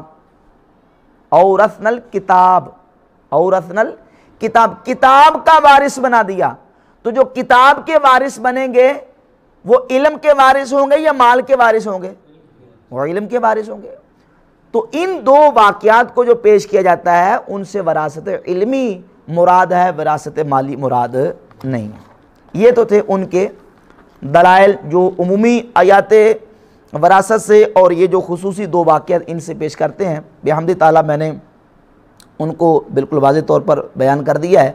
اب مسئلہ باغ فدق کے حوالے سے جو قضیہ فدق ہے، صحیح بخاری اور دیگر کتب احادیث اہل سنت کی ان میں جو واقعہ موجود ہے، اصل میں جو باغ فدق کا واقعہ ہماری متعدد کتب احادیث میں موجود ہے، یہ روایت بالمعنی کے طریق پر موجود ہے۔ روایت باللفظ اور روایت بالمعنی کا مختصر میں تھوڑا سا اس پہ تبصرہ کر دیتا ہوں۔ روایت باللفظ کا مطلب یہ ہوتا ہے کہ جب راوی یا محدث حدیث کو بیان کرتا ہے، واقعے کو بیان کرتا ہے، تو سیم جن الفاظ کے ساتھ نبی کریم علیہ السلام کے صحابی نے روایت کی ہے، انہی الفاظ کے ساتھ آگے واقعے کو نقل کر دیا جاتا ہے۔ اس کو کہتے ہیں روایت باللفظ، روایت باللفظ۔ اور ایک ہوتا ہے روایت بالمعنی، کہ صحابی نے ایک واقعہ بیان کیا، اب آگے راویوں نے اس واقعے کو بیان کرتے وقت جو اپنے ذہن سے اس کا مضمون سمجھا، اس کو اپنے لفظوں میں اس کو بیان کر دیا۔ تو کسی نے الفاظ کے بیان کرنے میں کچھ بیان کر دیا، کسی نے کچھ الفاظ کے ساتھ بیان کر دیا، مضمون تقریباً ایک جیسا ہوتا ہے۔ بعض اوقات یہ ہوتا ہے کہ اس کے مضمون میں تھوڑی سی تبدیلی آ جاتی ہے۔ تو اب وہ جو روایت بالمعنی ہوتی ہے، اس میں اگر کسی راوی کا اپنی طرف سے ایڈ کردہ کوئی جملہ ہو، اگر وہ جملہ دیگر دلائل کے مقابلے میں صحیح نہیں ہے تو اس جملے کو ہم رد کر دیں گے، اس جملے کو قبول نہیں کیا جائے گا۔ یہ ہمارا اصول کی روشنی میں الحمدللہ احادیث اور روایت کے بارے میں ہمارا موقف ہے۔ قضیہ فدق کے حوالے سے جو روایات کم از کم جو آپ صحیح بخاری کو دیکھ لیں، 5 سے 6 مقامات پر باغ فدق کا جو واقعہ اور سیدہ رضی اللہ تعالیٰ کا ابو بکر صدیق رضی اللہ تعالیٰ سے مطالبہ کرنے کا جو ذکر ہے وہ ملتا ہے۔ تو اب یہاں سوال یہ پیدا ہوتا ہے کہ ذاکرین کا گڑھا ہوا جو افسانہ ہے اس کی حقیقت کتنی ہے؟ ذاکرین اس کو افسانوی رنگ میں اس طرح پیش کرتے ہیں کہ بی بی فاطمہ رضی اللہ تعالیٰ عنہا اپنی وراثت کا مطالبہ کرنے کے لیے خلیفہ کے دربار میں گئیں، 3 گھنٹے کھڑی رہیں اور 30-40 خواتین کے جرمٹ میں دربار میں گئیں، اور 3 گھنٹے، کوئی 2 گھنٹے، کوئی 3 گھنٹے، کیونکہ اپنی طرف سے فرضی ڈھکونسلے انہوں نے بنانے ہوتے ہیں، تو کوئی ذاکر کچھ کہتا ہے، کچھ کہتا ہے، اپنی طرف سے بالکل من گڑت اور جھوٹی باتیں، وہ کھڑی رہیں اور ان کو ان کا حق نہیں دیا گیا۔ پہلے تو یہ بات یاد رکھے، کون سا دربار اور کون سی بلڈنگ اور کون سی عمارت ہے جس میں ابو بکر صدیق فیصلہ کرنے کے لیے بیٹھا کرتے تھے؟ نبی کریم صلی اللہ علیہ وسلم کے وصال اقدس کے چند ہی دن تو بعد یہ واقعہ پیش آیا، اور ابو بکر صدیق رضی اللہ تعالیٰ نے اپنے 2.5 سالہ دور خلافت میں سارے امت کے مسئلے اور جو معاملات ہیں ان کو حل کرنے کے لیے مسجد نبی شریف میں ہی بیٹھے ہیں، اور مسجد نبی شریف میں بیٹھ کے فیصلہ فرمایا۔ اور سیدہ پاک رضی اللہ تعالیٰ عنہ کی جو حجرہ کی دیوار ہے وہ مسجد شریف کے بالکل متصل ہے۔ اچھا، تو اس سلسلے میں اب ہم نے یہ دیکھنا ہے کہ یہ جو ایک افسانوی رنگ دیا گیا ہے اس قضیے کو، اس کی حقیقت کیا ہے؟ اب یہ جو واقعہ بیان کرتے ہیں کہ دربار میں گئے، وہ کون سا دربار تھا بھائی؟ نہ کوئی بلڈنگ تھی، نہ کوئی عمارت تھی، مسجد نبی شریف میں بیٹھ کے صدیق اکبر رضی اللہ عنہ فیصلے کیا کرتے تھے، اور سیدہ کائنات رضی اللہ تعالیٰ عنہ کے حجرہ کی دیوار بالکل مسجد نبی کے ساتھ متصل تھی۔ اس میں یہ جو ایک رنگ پیش کیا گیا ہے، رنگ بھرنے کے لیے، لوگوں کو رلانے کے لیے، اور اپنا جو ایک مقدمہ ہے وہ مضبوط کرنے کے لیے اس طرح کا ایک افسانہ گڑھا گیا، اس کا حقیقت سے کوئی تعلق نہیں ہے۔ اور پھر اس سلسلے میں میں نے عرض کر دیا کہ روایت بالمعنی ہے۔ اب یہ سوال ہے کہ سیدہ کائنات رضی اللہ تعالیٰ عنہ خود گئی ہیں یا کہ انہوں نے مطالبہ کرنے کے لیے کسی کو بھیجا ہے؟ تو دور نہیں، صرف صحیح بخاری ہی کو دیکھ لیں۔ صحیح بخاری میں یہ جو واقعہ ہے 2 طرح سے موجود ہے، خود گئی یا انہوں نے کسی کو بھیجا۔ صحیح بخاری کی حدیث نمبر 6725 میں ہے، ان فاطمہ والعباس اتیا، حضرت فاطمہ اور عباس دونوں آئے، نمبر 1۔ دوسری حدیث 3711 میں ہے کہ ان فاطمہ ارسلت الی ابی بکر، سیدہ فاطمہ نے ابو بکر صدیق کے پاس کسی کو بھیجا، کسی کو خود گئی، اور دوسری روایت میں کیا ہے؟ کسی کو بھیجا۔ اب اس کو بھی ساتھ رکھنے اور ساتھ وہ روایت ملا لیں، صحیح بخاری کی حدیث نمبر 4240، جس میں ہے کہ ارسل ازواج النبی صلی اللہ علیہ وسلم عثمان الی ابی بکر، ازواج نبی نے عثمان غنی کو ابو بکر صدیق کے پاس بھیجا۔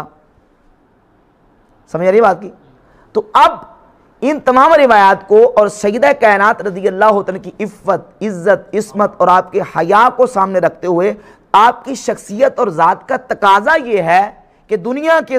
مال کے لیے سیدہ کائنات جس طرح ازواج نبی ابو بکر صدیق کے پاس خود نہیں گئیں بلکہ عثمان غنی کو تیار کیا، اسی طرح صحیح بخاری کی اس روایت کے مطابق ارسلت فاطمہ تو الی ابی بکر، حضرت فاطمہ نے ابو بکر صدیق کے پاس کسی کو بھیجا۔ یہی روایت جو نا وہ درست ہے اور یہی کلمات درست ہیں کہ سیدہ خود نہیں گئیں بلکہ مطالبے کے لیے کسی کو بھیجا ہے۔ دونوں روایت، دونوں لفظ موجود ہیں۔ بعض یہ ہوتا ہے کہ کسی جگہ پہ لفظ اپنے حقیقی معنی میں استعمال ہوتا ہے اور کسی جگہ پہ مجازی معنی میں، جب قرینہ موجود ہو تو وہاں مجازی معنی مراد لیا جا سکتا ہے۔ بن الامیر المدینہ تھا، بن الامیر المدینہ تھا، امیر نے، بادشاہ وقت نے شہر بنایا، شہر تعمیر کیا۔ اب شہر تعمیر کرنے کا یہاں حقیقی معنی ہے کہ مجازی ہے؟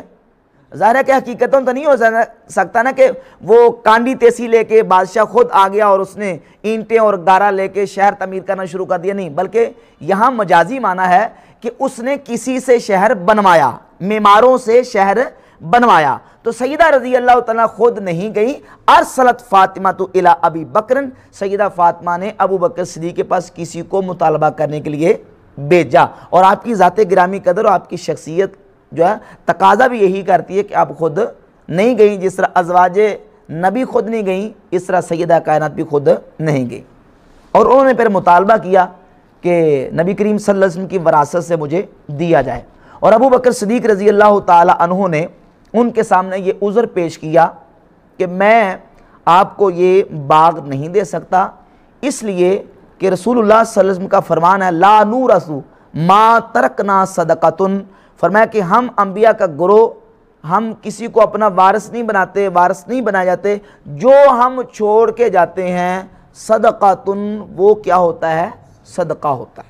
وہ کیا ہوتا ہے؟ صدقہ ہوتا ہے۔ لہذا حضور صلی اللہ علیہ وسلم کے پاس جو تھا وہ امت کے لیے صدقہ ہے، اور جو مصارف میں نبی کریم علیہ السلام جن مصارف میں ان کو خرچ کرتے تھے میں اسی طرح کروں گا جس طرح کہ اللہ کے نبی علیہ السلام کیا کرتے تھے۔ اہل بیت کا جو حق ہے وہ بھی دیا جائے گا، بنو ہاشم کو جو دیا جاتا تھا، اور جن جن مصارف پہ حضور اس مال فے کو، باغ فدق کی آمدنی کو خرچ کرتے تھے میں بھی اسی طریقے سے اس کو خرچ کروں گا۔ اور بلکہ صحیح بخاری میں تو یہاں تک حدیث ہے، حدیث نمبر 4036 ہے کہ ابو بکر صدیق نے فرمایا واللہ لقرابۃ رسول اللہ صلی اللہ علیہ وسلم احب الی ان اصل من قرابتی، کہ اللہ کی قسم مجھے رسول اللہ صلی اللہ علیہ وسلم کے قریبی اپنے قریبیوں سے زیادہ پیارے ہیں۔ لیکن وہ عذر پیش کیا کہ میں اللہ کے نبی علیہ السلام کی میرے پاس حدیث موجود ہے، اور سرکار دو عالم علیہ السلام کا فرمان ہے کہ انبیاء علیہ الصلوۃ والتسلیمات اپنی وراثت میں مال چھوڑ کے نہیں جاتے۔ اور اس سلسلے میں یہ جو بات میں نے روایت پیش کی ہے، بلکہ مجھے اس طریقے سے پیش کرنی چاہیے تھی کہ یہ شیعہ کہیں کہ یہ تو بات نہیں ہے۔ یہ دیکھیں، یہ کتاب اہل تشیع کے ہاں قرآن مجید کے بعد جو ان کے ہاں سب سے معتبر اور مستند ترین کتاب ہے، جس کے بارے میں ان کا یہ دعویٰ ہے کہ امام غائب امام مہدی نے اس کے بارے میں فرمایا کہ ھذا کاف لشیعتنا، یہ کتاب ہمارے شیعوں کے لیے کافی ہے، الاصول من الکافی، ہمارے اہل سنت کے ہاں جس طرح بخاری شریف کا درجہ، اس طرح شیعوں کے ہاں الاصول من الکافی کا جو مرتبہ و درجہ ہے، اس کی میں آپ کو تصویر بھی دکھا دیتا ہوں۔ پہلی جلد ہے، صفحہ 18 اور حدیث کا نمبر ہے 59، حدیث کا نمبر 59 ہے۔ امام جعفر صادق رضی اللہ تعالیٰ سے یہ روایت مروی ہے، جو حضرت صدیق اکبر رضی اللہ تعالیٰ نے حدیث بیان کی ہے، امام جعفر صادق رضی اللہ تعالیٰ بعین ہی تقریباً اسی مضمون کے ساتھ بیان فرماتے ہیں۔ امام جعفر صادق فرماتے ہیں کہ رسول اللہ صلی اللہ علیہ وسلم کا فرمان اقدس ہے ان العلماء ورثۃ الانبیاء، علماء انبیاء کے وارث ہیں، وان الانبیاء لم یورثوا دینارا ولا درہما، نبی اپنی وراثت میں درم و دینار نہیں چھوڑتے، ولکن ورثوا العلم، لیکن وہ اپنی وراثت علم چھوڑتے ہیں۔ فمن اخذ منہ اخذ بحظ وافر، جس نے اس علم سے حصہ پا لیا اس نے انبیاء کی وراثت سے ایک وافر حصہ پا لیا۔ تو یہ حدیث امام جعفر صادق سے اور اہل تشیع کی موت پر کتابوں میں موجود ہے اور سند صحیح کے ساتھ موجود ہے۔ بحمد تعالیٰ اس کی میں سند کو دلائل سے ثابت کر سکتا ہوں کہ اہل تشیع کے اصول کے مطابق اس کی سند بھی صحیح ہے، سند صحیح کے ساتھ یہ روایت بالکل ثابت ہے۔ تو سنی شیعہ دونوں کی کتابوں سے یہ بات بالکل واضح ہوتی ہے کہ انبیاء علیہ الصلوۃ والتسلیمات اپنی وراثت چھوڑ کے نہیں جاتے۔ اب یہ سوال پیدا ہوگا کہ جب نبی اپنی وراثت چھوڑ کے نہیں جاتے تو کیا سیدہ کائنات رضی اللہ تعالی عنہ کو اس حدیث کا علم نہیں تھا؟ اب وہ بڑا شیعہ ایک لوگوں کو بڑکا کے بات کریں گے، تو یاد رکھیں یہ کوئی ایسی بات نہیں ہے کہ کوئی حدیث کسی صحابی کے یا اہل بیت اطہار میں سے کسی فرد کے علم میں نہ ہو یا ذہن میں نہ ہو یا اس کی طرف توجہ نہ ہو، اور اس کی دلیل سند صحیح کے ساتھ یہ روایت موجود ہے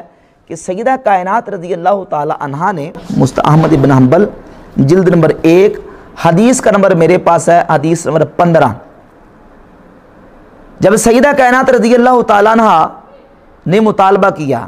ابو طفیل صحابی کہتے ہیں لما قبض رسول اللہ صلی اللہ علیہ وسلم، جب حضور کا وصال اقدس ہوا، ارسلت فاطمہ الی ابی بکر، حضرت سیدہ فاطمہ نے کسی کو ابو بکر صدیق کے پاس بھیجا اور کہلما بھیجا انت ورثت رسول اللہ صلی اللہ علیہ وسلم ام اہلہ، اے ابو بکر بتائیے آپ رسول اللہ کے وارث ہیں یا حضور کے اہل خانہ؟ تو قالا لا بل اہلہ، انہوں نے کہا نہیں حضور کے اہل خانہ۔ قالت، تو سیدہ نے کہا فَأَيْنَ سَهْمُ رسول اللہ صلی اللہ علیہ وسلم، تو پھر حضور کا حصہ کہاں ہے؟ قال فقال ابو بکر، تو ابو بکر صدیق نے کہا انی سمعت رسول اللہ صلی اللہ علیہ وسلم یقول، اللہ کے نبی علیہ السلام نے فرمایا میں نے اپنے کانوں سے سنا ہے، ان اللہ عز وجل اذا اطعم نبیا طعمتا ثم قبضہ جعلہ للذی یقوم من بعدہ، اللہ کے نبی جب تک اپنی ظاہری حیات میں دنیا میں موجود رہتے ہیں اللہ تعالیٰ ان کو کھلاتا ہے، اور جب اللہ کے نبی وصال کر جاتے ہیں تو ان کے بعد جو ان کا جانشین ہوتا ہے ان کا بچا ہوا اس کے پاس ہوتا ہے اور وہ اس کو خرچ کرتا ہے۔ فرأیت ان اردہ علی المسلمین، میں نے دیکھا کہ حضور نے جو حضور کے جو دستے جو سرکار کے دستے پاک میں تھا حضور کے پاس تھا، میں اس کو مسلمانوں پر لوٹا دوں۔ جب ابو بکر صدیق نے یہ روایت سیدہ کے سامنے پڑھی تو آپ نے فرمایا انتا وما سمعت من رسول اللہ صلی اللہ علیہ وسلم عالم، فرماتی ہے کہ آپ نے تو یہ حضور سے سنی ہے لیکن ابو بکر یہ حدیث میں نے اللہ کے نبی سے نہیں سنی۔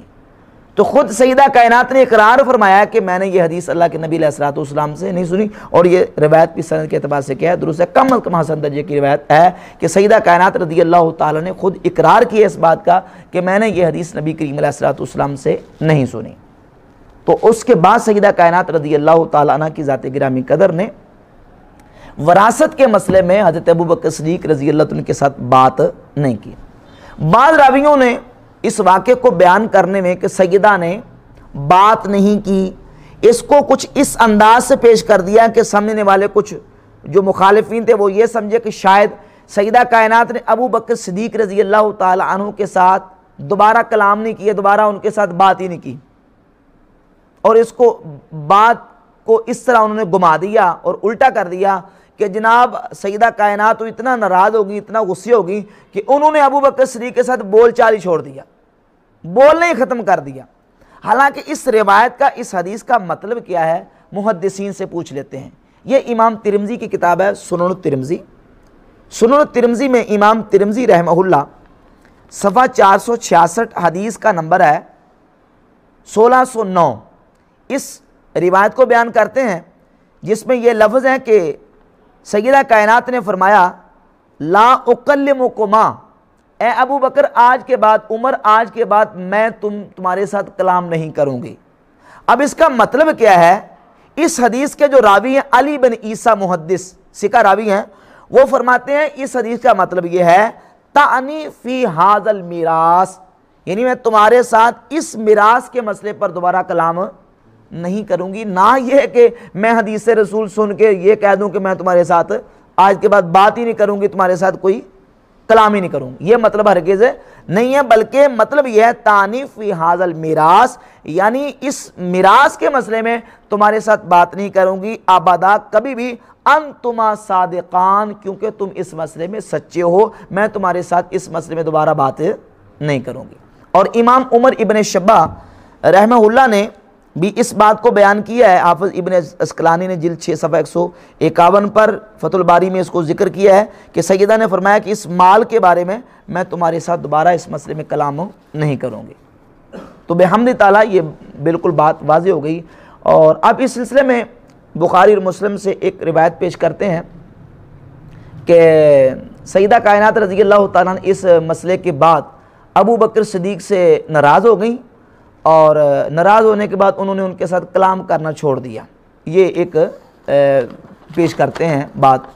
تو ابھی میں نے مقدمے میں یہ بات عرض کی تھی کہ روایت جب محدثین بیان کرتے ہیں تو بعض اوقات حدیث بالمعنی ہوتی ہے، حدیث باللفظ ہوتی ہے، اور بعض اوقات یہ ہوتا ہے کہ راوی روایت کو بیان کرتے وقت اپنی طرف سے کچھ الفاظ اس روایت میں ایڈ کر دیتا ہے، اضافہ کر دیتا ہے۔ ان ایڈ شدہ الفاظ کو محدثین کی اصطلاح میں کہتے ہیں ادراج کر دینا۔ کیا کرنا؟ ادراج، اور ان الفاظ کو مدرج کہتے ہیں کہ یہ اس حدیث میں لفظ زیادہ کر دیے گئے ہیں۔ اس واقع فدق کو جو بیان کرنے والے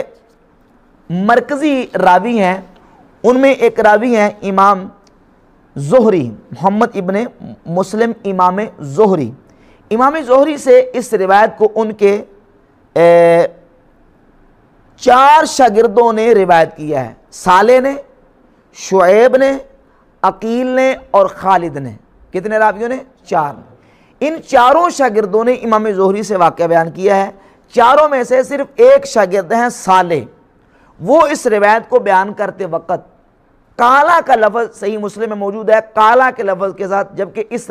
اس واقعہ کی راویہ سیدتنا عائشہ صدیقہ رضی اللہ تعالیٰ عنہ ہے۔ اگر یہ کلمات سیدہ عائشہ صدیقہ کے ہوتے تو اس میں لفظ ہوتا قالت، مؤنث کا صیغہ ہوتا کہ حضرت عائشہ نے فرمایا، جبکہ اس میں مؤنث کا صیغہ نہیں بلکہ مذکر کا صیغہ ہے۔ قالا، راوی نے کہا، یعنی ظاہر کہ وہ راوی کون؟ صالح ہوں گے۔ راوی نے کہا کہ غضبت فاطمہ، تو حضرت فاطمہ ناراض ہو گئیں،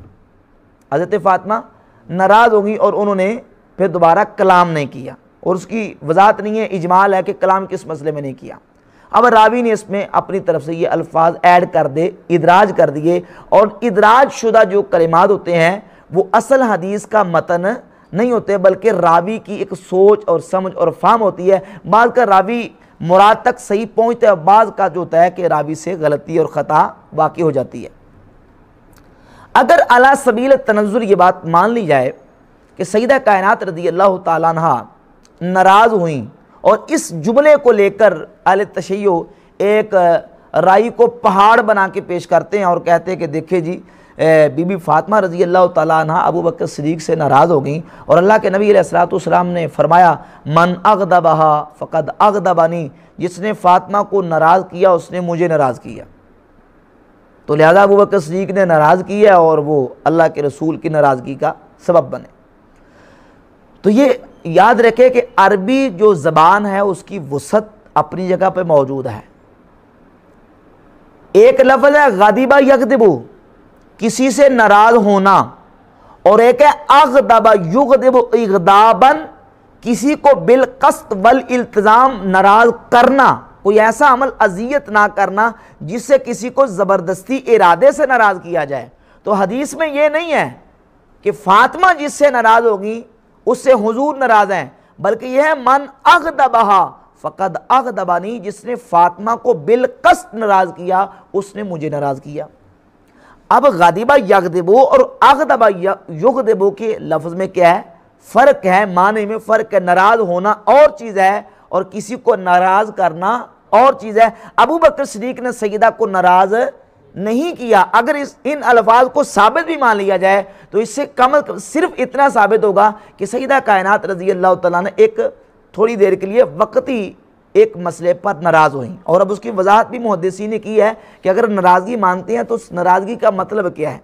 یہ مطلب ہرگز نہیں ہے کہ سیدہ کائنات رضی اللہ تعالیٰ نے وہ حدیث سن کے ناراض ہوگی، بلکہ حافظ ابن کثیر نے البدایہ والنہایہ میں بڑی زبردست بات کی ہے۔ وہ لکھتے ہیں کہ یہ جو ناراضگی ہے نا، وہ ناراضگی اس مسئلے میں نہیں تھی، بلکہ سیدہ کائنات رضی اللہ تعالیٰ عنہ نے دوبارہ مطالبہ کیا ابو بکر صدیق رضی اللہ تعالیٰ عنہ سے کہ جو باغ فدق ہے، ظاہر ہے کہ ہماری وراثت اگر ہمیں نہیں ملے گی تو اس باغ فدق کو حضرت علی رضی اللہ تعالیٰ عنہ کے انڈر کر دیا جائے، سرپرستی ان کو دے دی جائے اور وہ اس کی دیکھ بھال کریں گے۔ اور صدیق اکبر رضی اللہ تعالیٰ عنہ نے یہ مطالبہ بھی منظور نہیں کیا۔ منظور نہ کرنے کی وجہ یہ ہے کہ کہیں لوگوں کو وراثت کا جو نا وہ التباس نہ لازم آئے، وراثت کا شبہ نہ پڑ جائے کہ شاید یہ وراثت کے طور پر سیدہ کو دے دیا گیا ہے، کیونکہ نبی کریم علیہ الصلوۃ والسلام کی حدیث ہے کہ انبیاء کی وراثت مالی نہیں ہوتی۔ تو اس واسطے انہوں نے روک دیا، اور سیدہ رضی اللہ تعالیٰ کی ناراضگی جو ہے اگر تھی تو وہ صرف اس قدر تھی، اور وہ جو ناراضگی تھی اگر ہوئی ہے تو اس کا ازالہ بھی کر دیا گیا، اور وہ ازالہ اہل سنت اور اہل تشیع کی جو مستند کتابیں ہیں معتبر، ان میں یہ بات موجود ہے۔ یہ اہل تشیع کی مشہور کتاب ہے نہج البلاغہ کی شرح نہج البلاغہ ابن میثم کی، اور یہ ابن ابی الحدید کی شرح ہے نہج البلاغہ کی، شرح نہج البلاغہ ابن ابی الحدید کی۔ شرح نہج البلاغہ ابن میثم میں صفحہ 107 پر ابن میثم بحرانی نے بھی اس کو ذکر کیا ہے، اور میں آپ کو اہل سنت کی جو کتاب ہے امام بہقی کی دلائل النبوہ و معرفت و احوال صاحب شریعہ سند صحیح کے ساتھ، امام شعبی تابعی رحمہ اللہ سے یہ سند صحیح کے ساتھ موجود ہے، جلد نمبر 7 صفحہ 221 اور روایت کا نمبر ہے 3337۔ امام شعبی فرماتے ہیں لما ماردت فاطمہ تو عطاہا ابو بکر صدیق رضی اللہ تعالیٰ، جب سیدہ کائنات بیمار ہوئیں تو ابو بکر صدیق رضی اللہ تعالیٰ ان کے پاس آئے، فاستأذن علیہا، ان سے اجازت طلب کی کہ میں آپ سے ملنا چاہتا ہوں، اجازت دیں۔ فقال علی، تو حضرت علی نے فرمایا یا فاطمہ تو ھذا ابو بکر یستأذن علیک، اے فاطمہ یہ ابو بکر آپ کے دروازے پہ ہیں اور اندر آنے کی اجازت طلب کرتے ہیں۔ تو سیدہ نے فرمایا اتحب ان آذن، آپ پسند کرتے ہیں کہ میں ان کو اجازت دے دوں اور وہ اندر آ جائیں؟ قال نعم، انہوں نے کہا ہاں اجازت دے دیں۔ تو فاذنت لہ،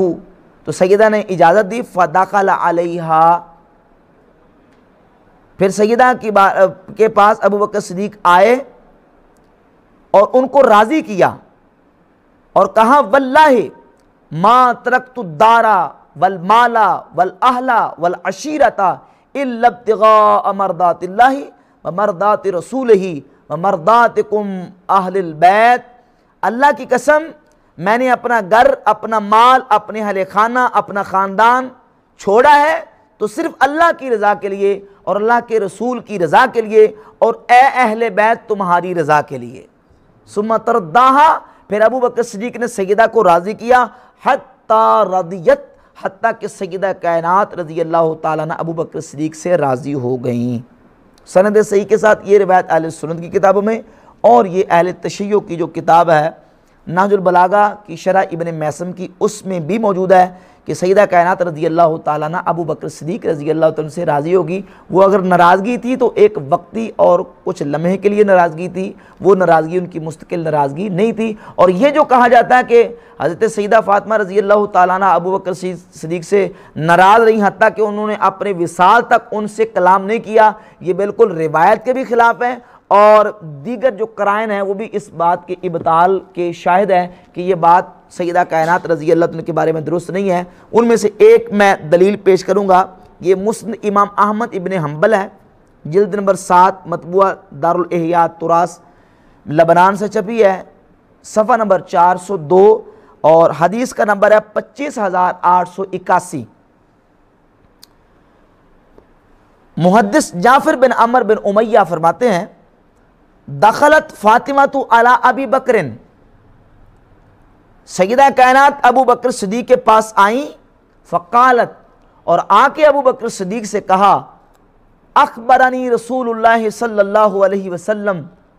ابو بکر صدیق کو آ کے سیدہ نے کہا کہ مجھے اللہ کے رسول علیہ السلام نے اس بات کی خبر دی ہے کہ انی اول اہلہ لحوقا بہی، کہ حضور کے خاندان میں سے، سرکار دو عالم علیہ السلام کے اہل میں سے میں سب سے پہلے نبی کریم علیہ السلام کے ساتھ ملوں گی۔ کس نے کہا؟ سیدہ فاطمہ نے ابو بکر صدیق رضی اللہ تعالیٰ سے مل کے ابو بکر صدیق کے سامنے سرکار دو عالم علیہ السلام کا فرمان پیش کیا۔ یہ صحیح سند کے ساتھ یہ فرمان موجود ہے، جس سے یہ بالکل بات واضح ہوتی ہے کہ یہ کہنا کہ سیدہ کائنات رضی اللہ تعالیٰ ابو بکر صدیق کے ساتھ وصال تک انہوں نے کلام نہیں کیا، یہ بات بالکل درست نہیں ہے۔ سند صحیح کے ساتھ جو روایت ہے اس سے یہ بات مسترد ہوتی ہے۔ اور اگر پھر بھی کوئی رافضی اس بات کو تسلیم نہ کرے کہ نہیں یہ ناراض ہوئی ہیں اور ناراض ہونا جو ہے یہ تو ان کے کفر کا سبب بن گیا، نعوذ باللہ منافقت کا سبب بن گیا۔ تو بھئی بات یہ ہے کہ اگر سیدہ کا وقتی طور پہ ابو بکر صدیق سے ناراض ہونا ان کے ایمان کی خرابی کا نعوذ باللہ سبب بن گیا، تو ابھی میں چند روایات اہل تشیع کی کتابوں سے پیش کروں گا کہ یہ جو حضور کا فرمان ہے کہ جس نے فاطمہ کو ناراض کیا اس نے مجھے ناراض کیا، اس کا شان ورود کیا ہے، حضور علیہ السلام نے یہ بات کس وقت فرمائی تھی۔ تو سر دس ان کتابوں میں سے میں آپ کے سامنے یہ پیش کرتا ہوں امالی شیخ صدوق کی۔ شیخ صدوق ان کے ہاں ایک بہت بڑے سکہ امام اور محدث کی حیثیت سے جانے جاتے ہیں۔ یہ ان کی کتاب ہے الامالی شیخ صدوق، ایران سے چھپی ہے۔ اس کے صفحہ نمبر 83 پہ ذرا عبارت کو ملاحظہ فرمائیں۔ صفحہ نمبر 83 پہ یہ بات موجود ہے، ان رسول اللہ صلی اللہ علیہ وسلم شکاہ علی المنبر الی المسلمین، نبی کریم علیہ السلام نے ممبر پہ جلوہ افروز ہوئے اور فقال ان علی علیہ السلام یرید ان یتزوج ابنۃ عدو اللہ علی ابنۃ نبی اللہ، حضور نے ممبر پہ تشریف فرما کے کہا کہ علی یہ چاہتے ہیں کہ اللہ کے دشمن کی بیٹی کو اللہ کے نبی کی بیٹی کے ساتھ اکٹھا کریں۔ ان فاطمہ بدعۃ منی، خبردار فاطمہ میرے جگر کا ٹکڑا ہے، فمن آذاہا فقد آذانی، جس نے فاطمہ کو اذیت دی اس نے مجھے اذیت دی، ومن سرہا فقد سرنی، جس نے فاطمہ کو خوش کیا اس نے مجھے خوش کیا، ومن غاظہا فقد غاظنی، اور جس نے فاطمہ کو غضبناک کیا اس نے مجھے غضبناک کیا۔ تو یہ اس حدیث کا شان ورود آپ ملاحظہ کریں، اہل سنت کی کتاب نہیں، یہ اہل تشیع کی کتاب ہے کہ یہ حضور نے کس وقت فرمایا تھا اور کس کے بارے میں فرمایا تھا۔ اور اس کے ساتھ ساتھ یہ ملا باقر مجلسی کی کتاب ہے جلاء العیون، زندگانی چہاردہ معصوم، جلاء العیون کے صفحہ 230 پر اور 261 اور 62 پر ملا باقر مجلسی لکھتے ہیں کہ بسن سند ہائے معتبر از ابو بکر و ابن عباس روایت کردن، سند معتبر کے ساتھ ابو ذر غفاری اور ابن عباس رضی اللہ تعالیٰ عنہما سے روایت ہے کہ فاطمہ حضرت جبریل امین علیہ السلام حضور کی بارگاہ میں آئے اور آ کے نبی کریم علیہ السلام سے عرض کیا کہ یا رسول اللہ صلی اللہ علیہ وسلم، فاطمہ بنزد تو می آیت برائے شکایت علی، کہ فاطمہ آپ کے پاس حضرت علی کی شکایت لے کے آئیں گی، از او در باب علی چیزیں قبول مکن، ان سے حضرت علی کے بارے میں آپ نے کوئی چیز قبول نہیں کرنی۔ اور صفحہ 261 پہ لکھا ہے کہ کہتے ہیں ابن بابویہ بسند معتبر روایت کرتا است، ابن بابویہ سند معتبر سے روایت کرتا ہے کہ یکی از اشکیا بنزد حضرت فاطمہ زہرا رضی اللہ علیہ السلام آمد و گفت، ایک شکی حضرت فاطمہ کے پاس آیا اور اس نے کہا کہ علی بن ابی طالب دختر ابو جہل را خواستگاری می نمود، کہ حضرت علی نے ابو جہل کی بیٹی کو نکاح کا پیغام بھیجا ہے، حضرت ملعون را سوگند داد، تو سیدہ نے اس ملعون کو قسم دی کہ تم قسم کھا کے یہ کہتے ہو کہ حضرت علی نے نکاح کا پیغام بھیجا ہے۔ ملعون 6 مرتبہ سوگند یاد کرد، اس نے 3 مرتبہ قسم کھائی کہ ہاں میں قسم کھا کے کہتا ہوں کہ حضرت علی نے ابو جہل کی بیٹی کو نکاح کا پیغام بھیجا ہے، کہ آنچے می گوئم حق کس، اس نے 3 مرتبہ قسم کھا کے کہا کہ جو کچھ میں کہوں گا میں حق کہوں گا، اور یہ بات بیان کر دی۔ پس غم فاطمہ شدید شد، اس بات کو سن کے سیدہ کائنات کا غم شدید ہو گیا، و در تفکر ماند تا شب شد، اسی غم میں تھی کہ رات ہو گئی، چون شب در آمد امام حسن را بردوش راست، جب رات ہوئی تو امام حسن کو اپنے دائیں کندھے پہ و امام حسین را بردوش چپ گرفت، اور امام حسین کو بائیں کندھے پہ بٹھا لیا، و دست ام کلثوم را بدست راست خود گرفت، اور ام کلثوم کا ہاتھ اپنے دائیں ہاتھ میں پکڑ لیا، بحجرہ پدر خود رفت، اور سیدہ رضی اللہ تعالیٰ عنہ ناراض ہو کے اپنے والد گرامی کے حجرے کی طرف چلی گئیں۔ یہ سنیوں کی کتابوں میں نہیں ہے، یہ ملا باقر مجلسی نے جلاء العیون میں لکھا ہے۔ اور اس کے اگلے صفحے میں کیا لکھا ہے؟ اگلے صفحے پہ لکھتے ہیں کہ رسول خدا علیہ السلام کی بارگاہ میں جب پہنچی تو حضور علیہ السلام نے ابو بکر، عمر اور طلحہ کو بلایا اور ان کے سامنے حضرت علی کو بلایا اور کہا یا علی مگر نمی دانی کہ فاطمہ پارے تن من است، فاطمہ میرے جگر کا ٹکڑا ہے، من از اویم پس ہر کے اورا ازار کند مرا ازار کرداس، جس نے فاطمہ کو ناراض کیا اس نے مجھے ناراض کیا، وہ ہر کے اورا آزار کند بعد از وفات من چنا اس کے اورا آزار کردہ استر حیات من، جس نے میرے وصال کے بعد فاطمہ کو ناراض کیا اس نے مجھے ناراض کیا، وہ ہر کے اورا آزار کند در حیات من چنا اس کے اورا آزار کردہ باشد بعد از مرگ من، اور جس نے میرے وصال کے بعد اس کو ناراض کیا اس نے مجھے گویا کہ میرے وصال کے بعد ناراض کیا۔ تو اس روایت کا شان نزول اور شان ورود خود اہل تشیع کی کتابوں میں موجود ہے کہ سیدہ کائنات رضی اللہ تعالیٰ شیعہ کی کتابوں میں کہ وقتی طور پر امیر المومنین مولا علی رضی اللہ تعالیٰ کے ساتھ ان کی یہ ایک رنجش ہوئی، لیکن وہ وقتی رنجش تھی، اس کے بعد سیدہ کائنات رضی اللہ تعالیٰ کی حضرت امیر المومنین مولا علی سے وہ پھر اس کے بعد صلح ہو گئی اور وہ ناراضگی ختم ہو گئی جو ایک وقتی ناراضگی تھی۔ تو اگر صرف ناراض ہو جانا ابو بکر صدیق کے ایمان کے لیے خرابی اور خطرے کا سبب اور باعث ہے تو پھر حضرت علی کے بارے میں آپ کا کیا فیصلہ ہے؟ حضرت مولا علی کے بارے میں آپ کا کیا قول ہوگا؟ اور بلکہ میں ترجمہ نہیں کروں گا، صرف میں آپ کو حوالہ پیش کر دیتا ہوں، ترجمہ میں خود نہیں کروں گا، جاننے والے وہ اس کو پڑھ لیں گے۔ الاحتجاج تبرسی، اہل تشیع کی مشہور کتاب ہے احتجاج تبرسی، اس کی جلد نمبر 1 ہے،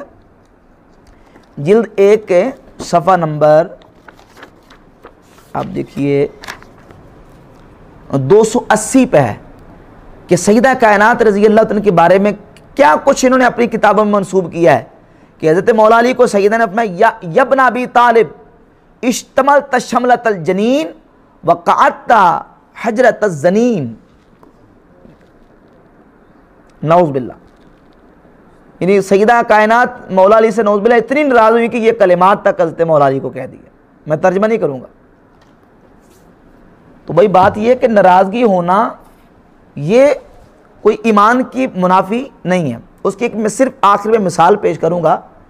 کہ قرآن مجید میں آپ اٹھا کے دیکھیں حضرت سیدنا موسیٰ علیہ السلام اور حضرت ہارون علیہ السلام کا واقعہ۔ جب سیدنا موسیٰ علیہ السلام کوہ طور سے تشریف لے کے واپس تو دیکھا قوم بنی اسرائیل بچڑے کی پوجا کر رہی ہے، تو حضرت موسیٰ علیہ السلام نے حالت غضب میں اپنے بھائی حضرت ہارون علیہ السلام کی داڑھی اور سر کے بالوں کو پکڑ لیا۔ حالت غضب میں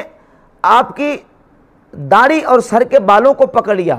اور حضرت ہارون علیہ السلام نے کہا، قرآن نے اس کو حکایتاً بیان کیا، یبن امی، اے میری ماں کے بیٹے، لا تاخذ بلحیتی ولا براسی، اے میری ماں کے بیٹے میری داڑھی اور سر کے بالوں کو مت پکڑ، یعنی میرا کوئی قصور نہیں ہے، قوم بنی اسرائیل اپنی گمراہیوں کی وجہ سے وہ گمراہ ہوئی ہے، میرا اس میں قصور ہے۔ تو حالت غضب میں اگر یہ کام ہوا ہے تو اب کسی نبی پر تنقید کرنا کسی مومن کے لیے روا نہیں ہے۔ اگر تنقید ہی کرنی ہے تو پھر معاذ اللہ یہاں وہ کیا کہیں گے۔ تو بحمد تعالیٰ اہل سنت کی معتبر کتابوں سے میں نے اس مسئلے کو اللہ کے فضل و کرم سے دلائل کے ساتھ بالکل واضح کر دیا ہے، اور آخر میں حضرت مولا کائنات علی موسیٰ شیر خدا رضی اللہ تعالیٰ کا جو فرمان اقدس ہے، یہ ابن ابی الحدیث شیعہ نے نہج البلاغہ میں اس کو ذکر کیا ہے کہ حضرت علی رضی اللہ تعالیٰ سے آپ کی خلافت کے دور میں لوگوں نے مطالبہ کیا اور کہا کہ آپ باغ فدق کو اہل بیت کو واپس لوٹا دیں۔ یہ ابن ابی الحدیث کی شرح کی جلد نمبر 16 ہے، صفحہ 252 ہے۔ تو کلما فی رد فدق، مولا علی سے فدق کے لٹانے پر بات کی گئی تو آپ نے فرمایا انی لاستحیی من اللہ ان ارد شیئا مانا منہ ابو بکر و امداہ عمر، اللہ کی قسم مجھے حیا آتی ہے اللہ سے کہ میں ابو بکر و عمر کی مخالفت میں کوئی کام کروں، یعنی ابو بکر نے اس کو روک دیا اور میں اس کو واپس لٹا دوں، مجھے اللہ سے کیا آتی ہے؟ حیا آتی۔ اور جس چیز پر عمر چلے ہیں ان کی مخالفت کرتے مجھے اللہ سے حیا آتی ہے۔ امام بہقی نے کتاب الاعتقاد میں اور ابن ابی الحدیث نے یہ شرح نہج البلاغہ میں حضرت امام زید کا قول پیش کیا ہے۔ امام زید بن زین العابدین ابن امام حسین، امام حسین کے پوتے اور امام زین العابدین کے بیٹے امام زید بن علی فرماتے ہیں کہ ایم اللہ لو رجع الامر الیہ، اللہ کی قسم اگر حکومت مجھے مل جاتی لقضیت فیہا بقضاء ابی بکر، تو میں بھی وہی باغ فدق کے بارے میں فیصلہ کرتا جو فیصلہ ابو بکر صدیق نے فرمایا۔ اور امام باقر رضی اللہ عنہ کا فرمان بھی ابن ابن حدیث شیعہ نے اسی نہج البلاغہ کی شرح کے جلد 16 صفحہ 220 پہ ذکر کیا ہے کہ ارأیت ابا بکر و عمر، آپ ابو بکر اور عمر کے بارے میں کیا کہتے ہیں؟ حل ظلمکم من حقکم شیئا، کیا ابو بکر و عمر نے تمہارے حق پر کوئی ظلم کیا ہے؟ تو حضرت امام محمد باقر رضی اللہ تعالیٰ عنہ نے ارشاد میں لا والذی انزل القرآن علی عبدہ لیکون للعالمین نذیرا، اس ذات کی قسم جس نے اپنے بندہ خاص پر قرآن نازل کیا تاکہ تمام جہانوں کے لیے وہ نذیر بن کے اعلان کر دیں، ما ظلمنا من حقنا مثقال حبۃ من خردل، اللہ کی قسم ہے ابو بکر و عمر نے ہمارے حق پر رائی کے دانے کے برابر بھی ظلم نہیں کیا۔ تو ائمہ اہل بیت کے فرمودات بھی اس بات پر واضح شاہد ہیں کہ صدیق اکبر رضی اللہ تعالیٰ عنہ کا فیصلہ فدق کے حوالے سے بالکل حق پر مبنی تھا اور حق پر مشتمل تھا، اور آخر میں مولا علی رضی اللہ تعالیٰ عنہ کا فرمان اقدس ابو بکر و عمر رضی اللہ تعالیٰ عنہ کے بارے میں کہ حضرت مولا علی رضی اللہ تعالیٰ عنہ ابو بکر عمر کے بارے میں کیا فرماتے ہیں؟ مسند احمد بن حنبل کی پہلی جلد صفحہ 270 پہ وہ فرمان اقدس موجود ہے۔ مولا کائنات فرماتے ہیں صفحہ 207 پہ، بس آخری روایت ہے، صفحہ 207 ہے اور روایت کا نمبر ہے 1058۔ مولا علی فرماتے ہیں قبض رسول اللہ صلی اللہ علیہ وسلم واستخلف ابو بکر، حضور کا وصال ہوا، ابو بکر صدیق کو خلیفہ بنایا گیا، فعمل بعملہ وسار بسیرتہ، ابو بکر نے وہی عمل کیا جو حضور نے عمل کیا، اور ابو بکر اللہ کے رسول کی سیرت و سنت پر چلے، حتیٰ قابضہ اللہ عز و جل علی ذالک، حتیٰ کہ اللہ رب العزت نے ان